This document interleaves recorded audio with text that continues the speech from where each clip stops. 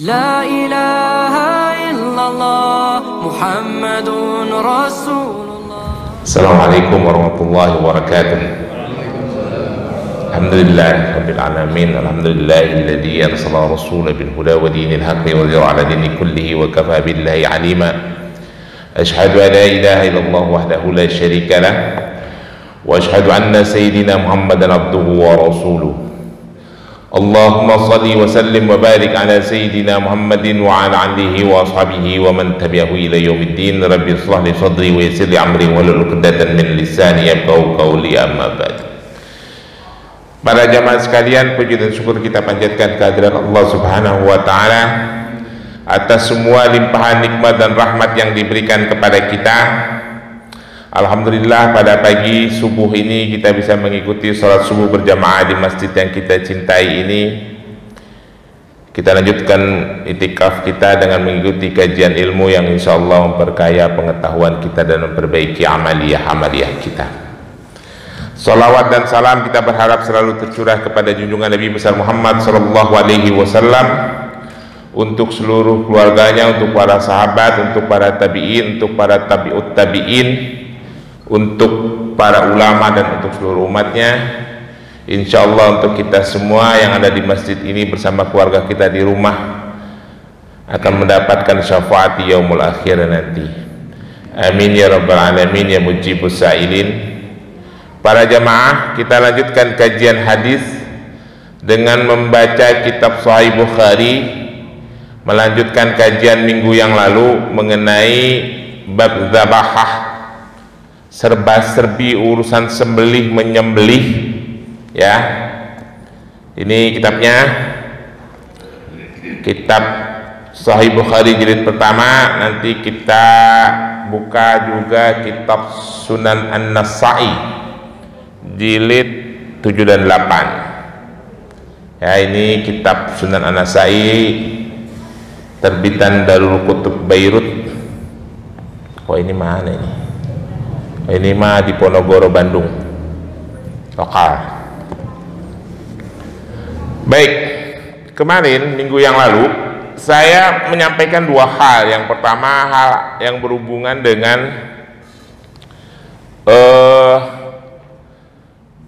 ke pembayaran atau upah yang diterima tukang jagal sembelih korban, atau juga larangan kita memberikan daging kurban dengan sebab-sebab tertentu, ya, kepada orang yang menjagal atau mengelola hewan kurban kita berdasarkan dalil-dalil hadis.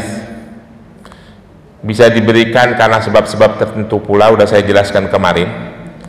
Lalu sekilas membahas mengenai sesuatu yang sangat populer di tengah-tengah masyarakat, yaitu urusan cukur-mencukur bagi orang yang berkurban, yang biasanya nanti menjelang bulan Dzulhijjah itu bertebaran itu hadis-hadis itu di grup-grup WA kita.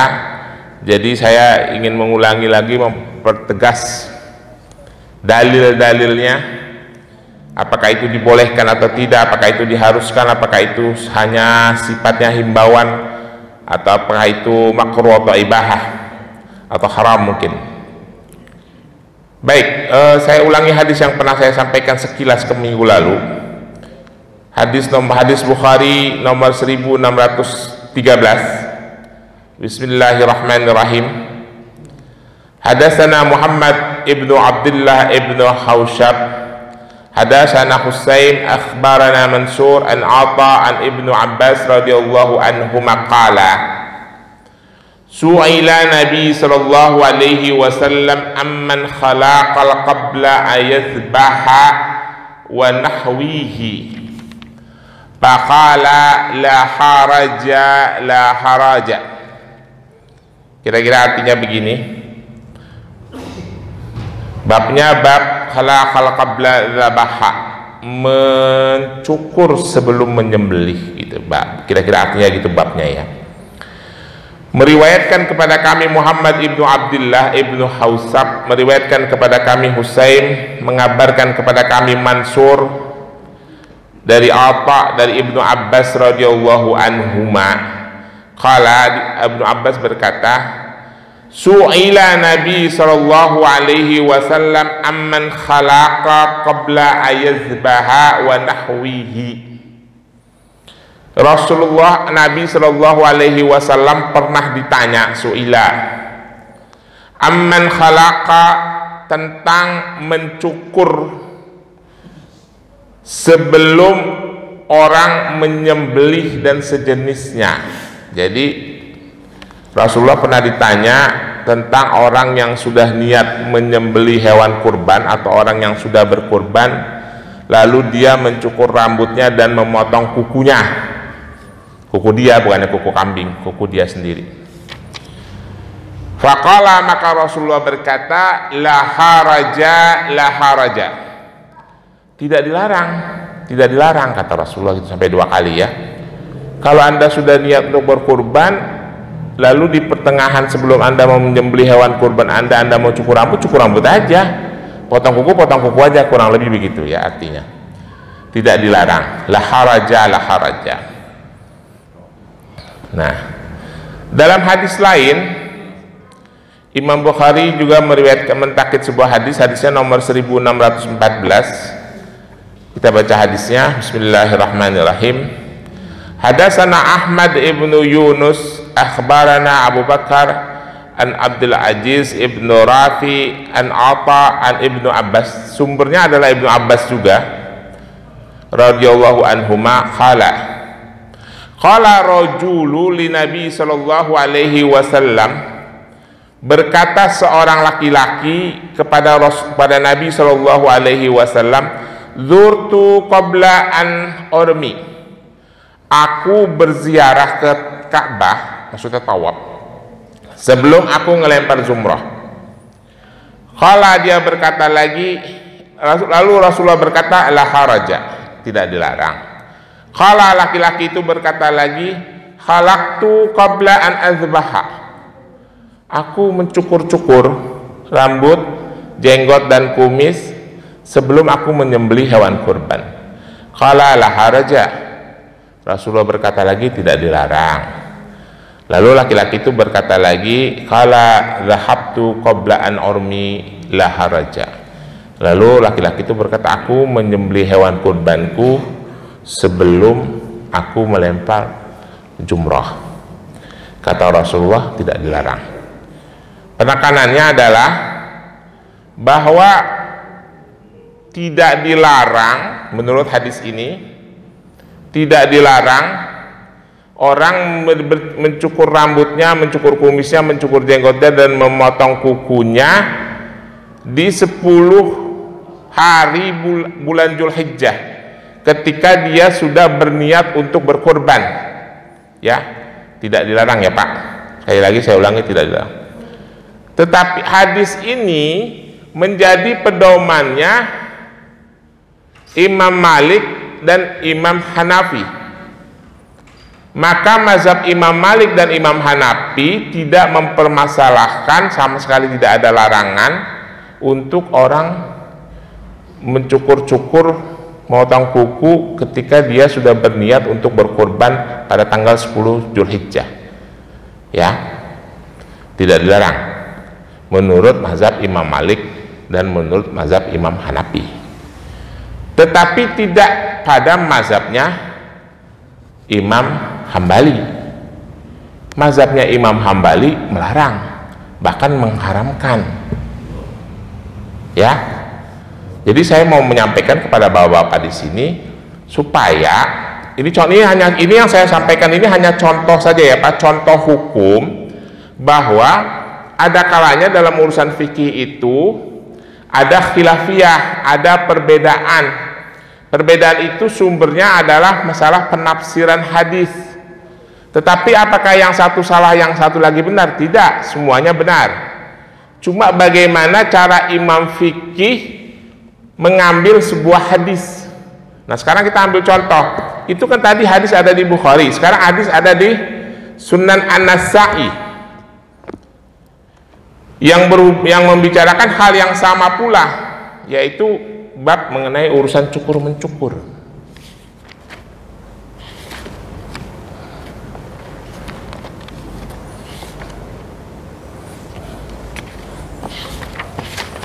sama ya, kurang lebih.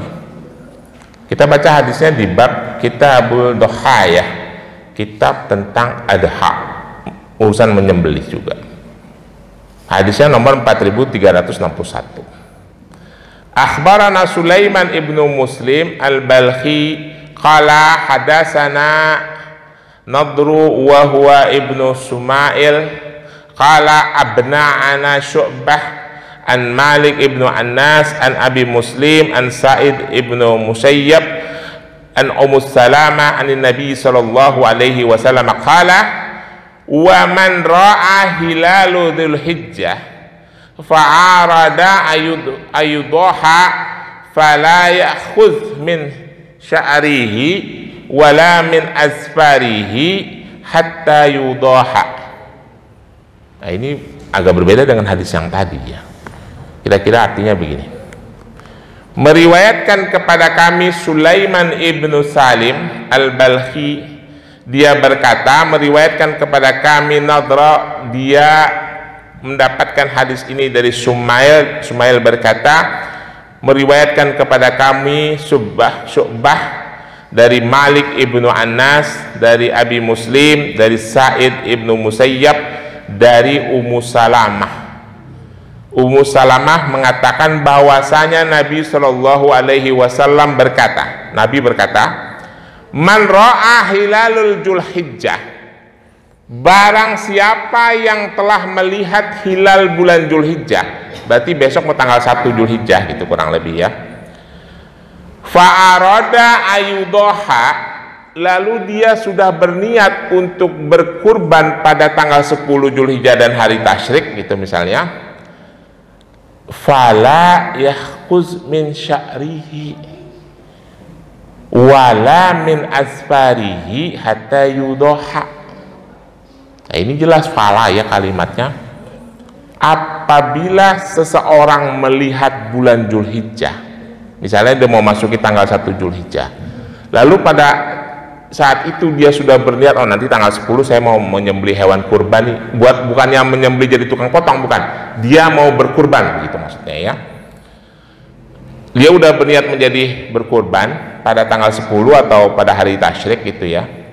Kata Rasulullah, fala ya'khudh min sya'rihi, dia jangan mencukur kumisnya, wala min azfarihi, dan juga tidak memotong kukunya, hatta yudoha, sampai dia menyembelih hewan kurbannya. Maksudnya menyembelih itu ya bisa dia sembelih sendiri atau dikasih ke tukang jagal. Nah, Bapak-bapak sekalian, berdasarkan hadis ini Imam Hambali mengatakan haram hukumnya orang-orang yang ingin menyembelih, yang sudah niat ingin menyembelih hewan kurban pada tanggal 10 Dzulhijjah dan hari tasyrik, untuk memotong kumis, memotong rambut, dan memotong kuku. Gitu ya. Jadi kalau ada nanti berseliweran WA di grup WA bapak-bapak yang mengatakan motong rambut, motong kuku, kumis dan lain-lain bagi orang-orang yang ingin berkurban sebaiknya tidak dilakukan atau dilarang. Hikmahnya adalah nanti semua itu adalah bagian dari tubuh kita yang akan dijauhkan dari api neraka. Biasa suka begitu kan tuh? Itu berarti berpedoman pada mazhabnya Imam Hambali.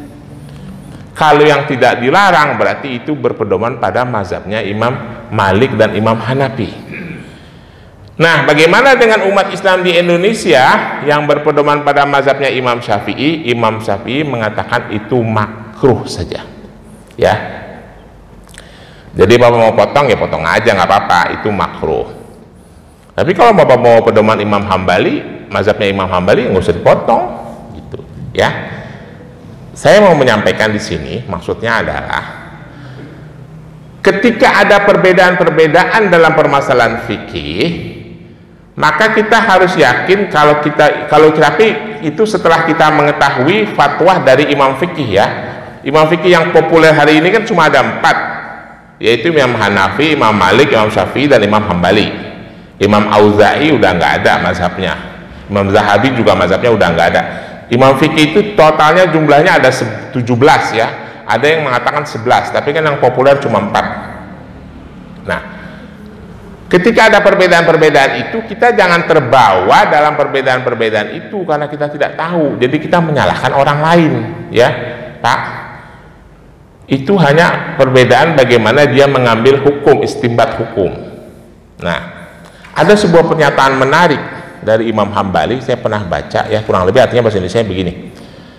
Jangan, kata Imam Hambali nih, jangan mengambil kepada Syafi'i, jangan mengambil kepada Maliki, jangan mengambil kepada Auza'i, tapi ambillah dari mana mereka mengambil. Kira-kira bahasa Indonesianya begitu. Kata Imam Hambali ini, jangan mengambil dari Syafi'i, jangan mengambil dari Maliki, jangan mengambil dari Auza'i, tapi ambillah dari mana mereka mengambil. Maksudnya adalah, kalau ada perbedaan dalam permasalahan fikih, permasalahan khilafiyah, kita harus cari tahu sumbernya apa. Nah, seperti contoh ini perbedaan kan, Imam Hambali mengharamkan, Imam Syafi'i hanya menganggapnya makruh, Imam Hanafi membolehkan, Imam Malik membolehkan. Oh, berarti kita lihat, oh, rupanya hadis yang dipakai oleh Imam Malik adalah hadis yang ini, Hanafi adalah ini. Hadis yang dipakai oleh Imam Hambali adalah hadis yang diriwayatkan oleh Ummu Salamah. Kalau sama Imam Hanafi dan Imam Syafi'i serta Imam Malik adalah hadis yang diriwayatkan oleh Ibnu Abbas. Yang penting kita tahu, dan dua-duanya hadisnya sahih. Nah, apakah pertanyaannya begini, apakah kalau buat kita nih orang yang di akhir zaman, yang udah terlampau jauh dengan Rasulullah waktunya, apakah itu sahih? Kitab hadis yang disepakati oleh ulama itu derajat kesahihannya paling tinggi adalah kitab Sahih Bukhari dan Muslim. Lalu para ulama hadis mengatakan yang ada di bawah, derajatnya di bawah Sahih Bukhari dan Muslim adalah Sunan An-Nasa'i ini. Di bawahnya lagi ada yang lain-lain, ya. Ada yang suka saya baca di sini, ada Sunan Ibnu Majah, ada Abu Daud, ada Tirmidzi, ya. Walaupun An-Nasa'i ini dari 6 imam hadis itu dia yang bagian paling belakang, ya. Dari sisi waktu itu paling belakang karena dia muridnya Abu Daud dan muridnya Imam Tirmizi. Abu Daud dan Imam Tirmizi muridnya Imam Ahmad. Urutannya begitu. Imam Ahmad muridnya Imam Syafi'i. Imam Syafi'i muridnya Imam Malik. Itu ya urutannya. Tapi dia yang paling bagus susunannya si hadis Imam Nasa'i ini, dan derajat kesahihannya di bawah Sahih Bukhari dan Sahih Muslim. Begitu. Lalu kita lanjutkan hadis yang sama. Hadisnya nomor 4362. Bismillahirrahmanirrahim.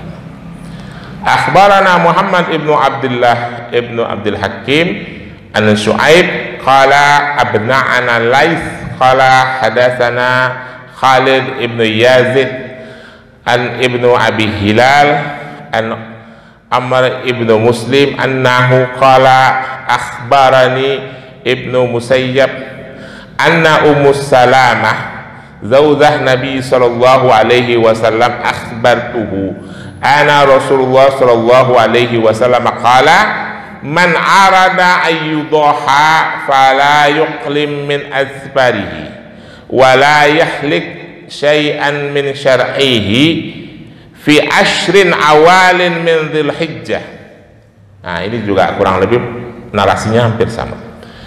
Mengabarkan kepada kami Muhammad ibnu Abdullah dari Ibnu Abdul Hakim dari Shu'aib, dia berkata mengabarkan kepada kami Laits berkata meriwayatkan kepada kami Khalid ibnu Yazid dari Ibnu Abi Hilal dari Amr ibnu Muslim bahwasanya Amr ibnu Muslim berkata mengabarkan kepadaku Ibnu Musayyab bahwasanya Ummu Salamah zaujah Nabi sallallahu alaihi wasallam, istri Rasulullah sallallahu alaihi wasallam, mengabarkan bahwasanya Rasulullah sallallahu alaihi wasallam berkata, kata Rasulullah begini, man arada ayyudaha, barang siapa yang sudah berketetapan hati atau ingin berkurban, fala yuqlim min azfarihi,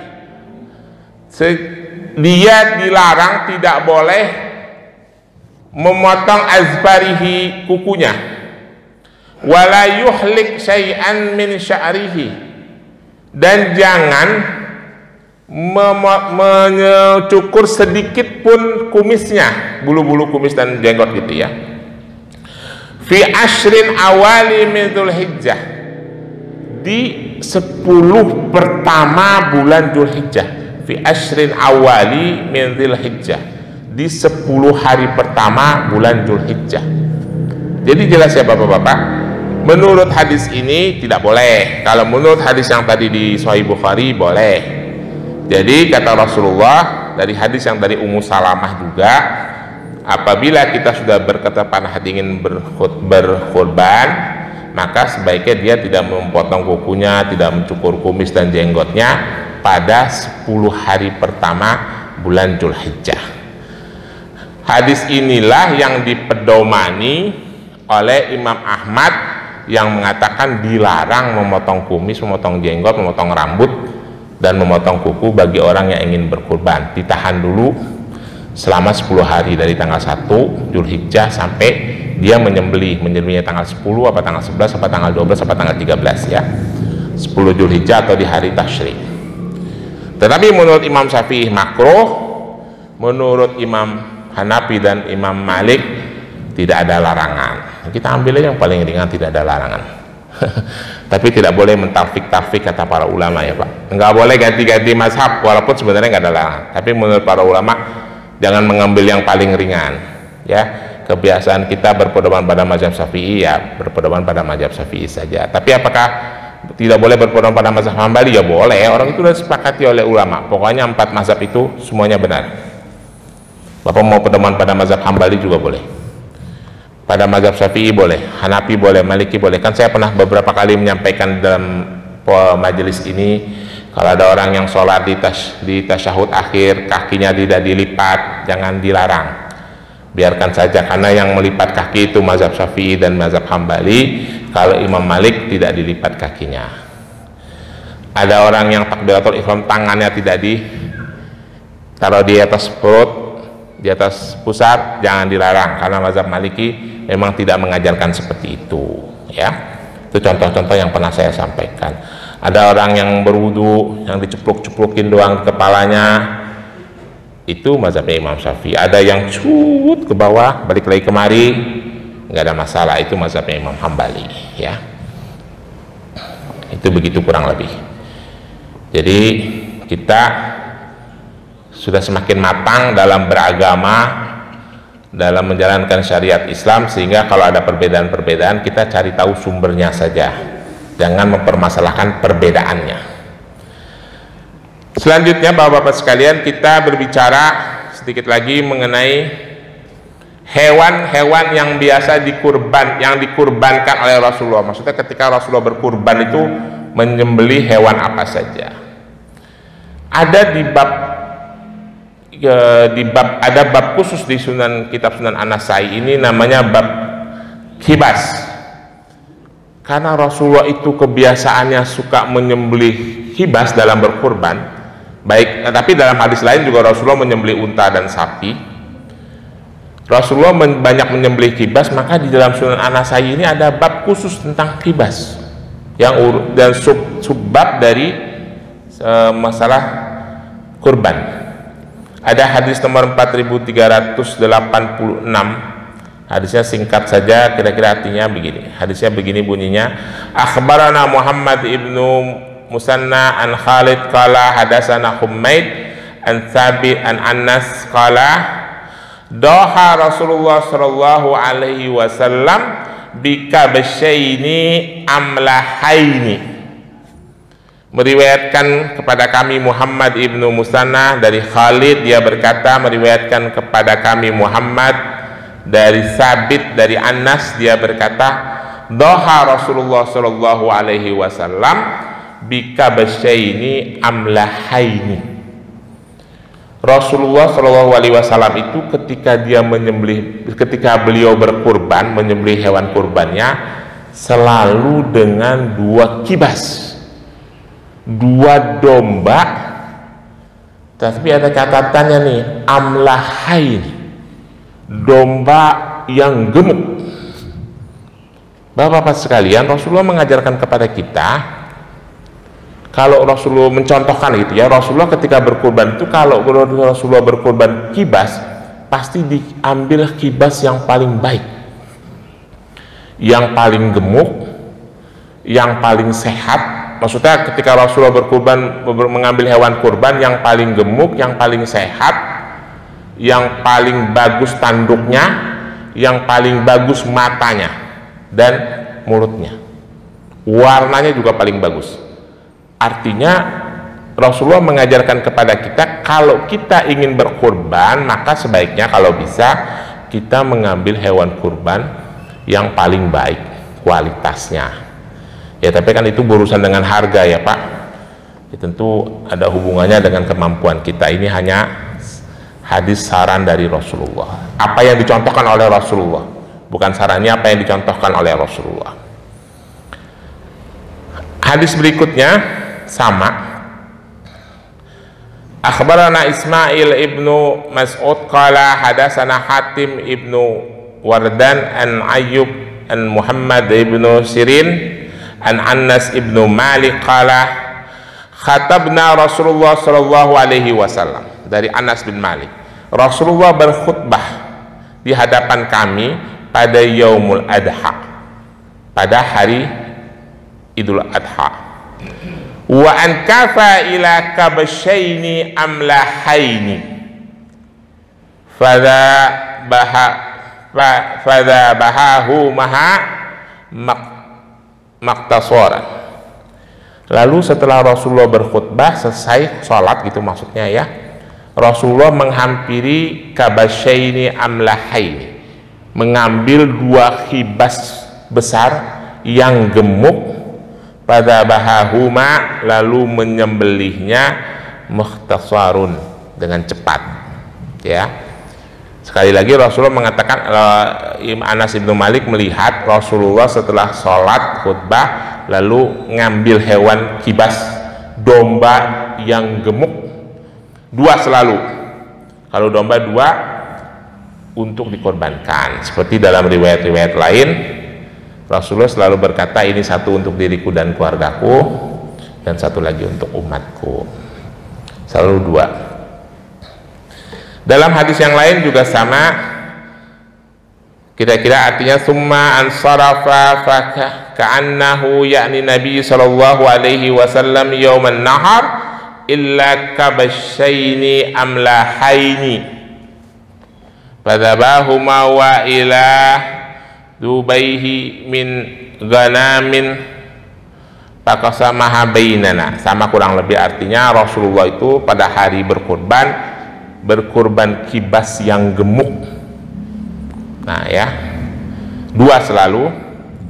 Ada lagi penjelasan dalam hadis lain,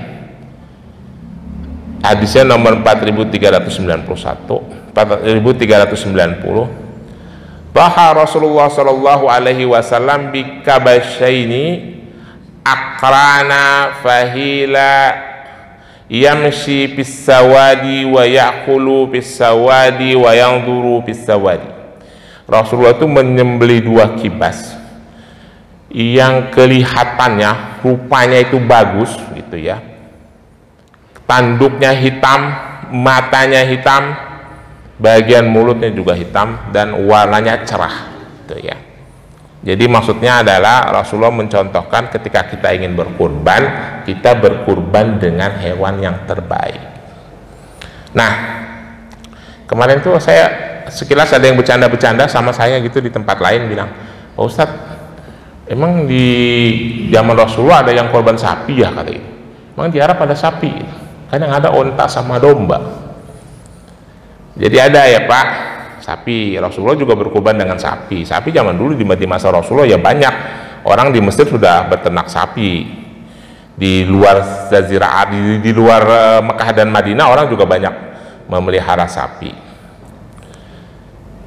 Ada sebuah hadis yang menceritakan para sahabat itu menyembelih unta untuk 10 orang dan sapi untuk 7 orang. Ya, jadi itu adalah dalil ketika panitia menjalankan program urunan sembelih sapi. Hadisnya hadis di Sunan An-Nasai nomor 4392. Akhbarana Muhammad ibnu Abdul Aziz ibnu Azwan qala, dia berkata, hadasana Fadl ibnu Musa an Husain yakni ibnu Waqid an Ilbah ibnu Ahmar an Iqrimah an ibnu Abbas radhiyallahu anhuma qala, kuna ma'a Rasulullah sallallahu alaihi wasallam fi safar fa hadara nahar fastarakna fil ba'irah an ashratin wal baqarah an sab'atin. Nah, ini jelas ya. Jadi kira-kira artinya begini, saya singkat saja. Kata Ibnu Abbas, kuna ma'a Rasulullah sallallahu alaihi wasallam, kami bersama Rasulullah sallallahu alaihi wasallam dalam sebuah perjalanan fi safarin fa hadara nahar, lalu tibalah hari menyembelih 10 Zulhijjah gitu ya. Fastarakna, lalu kami membeli fil ba'irah, unta, anil ashratin, unta urunan 10 orang, wal baqarah anis sab'atin, dan sapi untuk 7 orang ya. Jadi jelas ada dalilnya urunan sapi untuk 7 orang dan unta untuk 10 orang. Dalam hadis yang lain, hadis nomor 4393, para sahabat juga menyampaikan dari hadisnya dari Jabir, tahu tadi dari Anas, dia berkata, kunna tamatu ma Nabi sallallahu alaihi wasallam fanasbahul baqara anis sab'atin wa nashtariqu fiha. Kami baru saja melaksanakan ibadah haji, tapi hajinya haji tamattu gitu ya.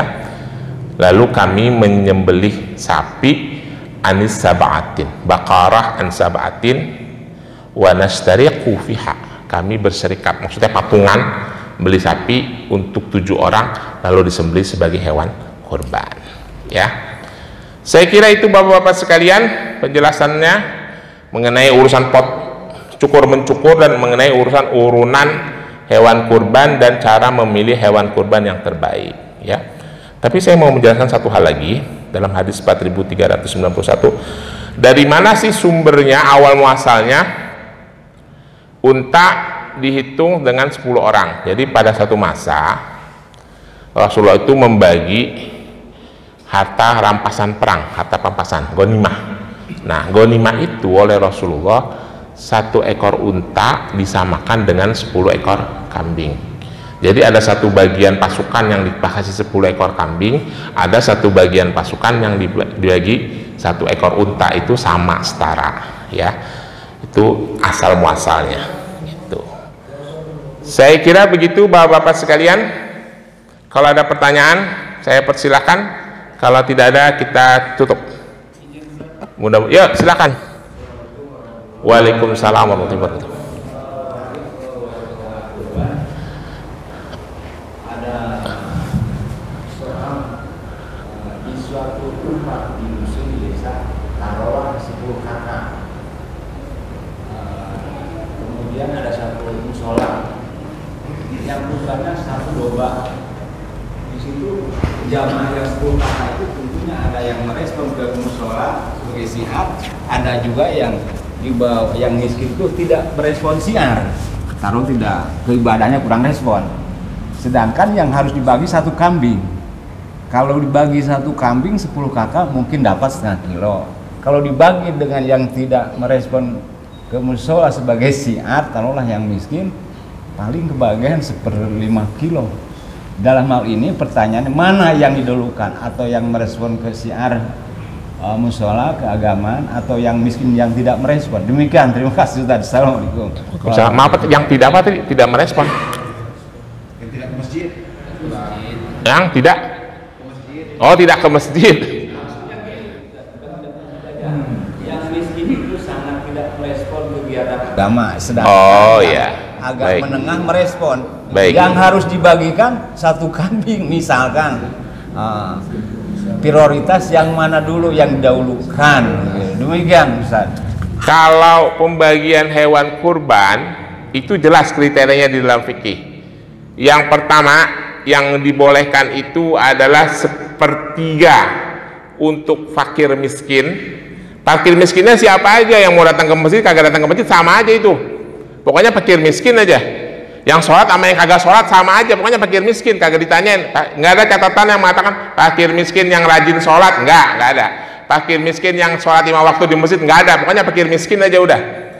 Kalau ada yang kagak sholat, kasih duluan, biar dia rajin sholat. Kalau ada yang rajin malas datang ke masjid, kasih duluan, biar dia tahu bahwa masjid itu peduli. Gitu. Sama halnya ketika Rasulullah itu lebih banyak memberikan orang yang baru masuk Islam sama orang yang lebih dahulu masuk Islam, karena biar lebih tertarik, biar imannya lebih tumbuh. Satu ya. Yang kedua, 1/3 lagi boleh dibagi kepada orang kaya untuk menjalin silaturahim, termasuk orang kaya yang jarang datang ke masjid, biar dia merasa diperhatikan. Tetapi itu apabila kebutuhan fakir miskin sudah tercukupi. Jangan dipaksakan 1/3 begitu. Tapi apabila sudah tercukupi, yang 1/3 lagi boleh dimakan oleh si pekurban. Karena bahasanya boleh, si pekurban juga jangan langsung ngambil 1/3 kalau bisa. Kan pasti kalau si pekurban udah sering makan daging dong. Gitu, sekedarnya saja. Demikian pula yang orang kaya yang untuk menjalin silaturahim itu secukupnya, tapi yang diutamakan adalah yang fakir dan miskin. Cuma catatannya tidak ada keharusan dipilih yang lebih rajin ke masjid siapa, yang rajin ke majelis taklim siapa, nggak ada Pak. Jelas ya Pak? Ya gitu. Ada lagi? Baik, cukup. Terima kasih. Mudah-mudahan kita selalu mendapatkan petunjuk dari Allah Subhanahu wa taala. Billahi taufiq wal hidayah. Wassalamualaikum warahmatullahi wabarakatuh.